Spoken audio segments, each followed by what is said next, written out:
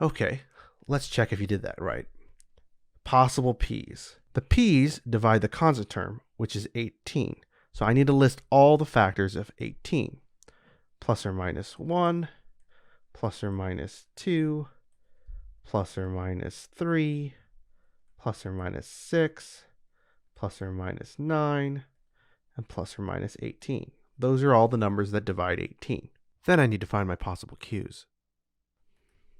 The q's divide the leading coefficient, so they'll divide 4.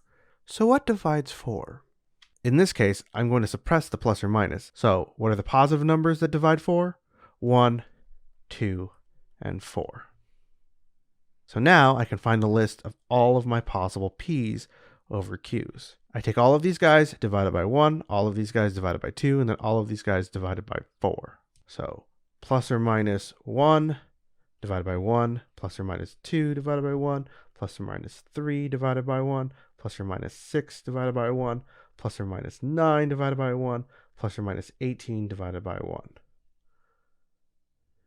Now I'll take all of the p's and divide it by 2. Plus or minus 1/2. So plus or minus 2 over 2 is the same as plus or minus 1, because 2 over 2 is 1. So I don't need to write that twice. Plus or minus 3 over 2. Plus or minus 6 over 2. Well, that's just plus or minus 3. It's already in my list, so I don't need to write it down. Plus or minus 9 over 2.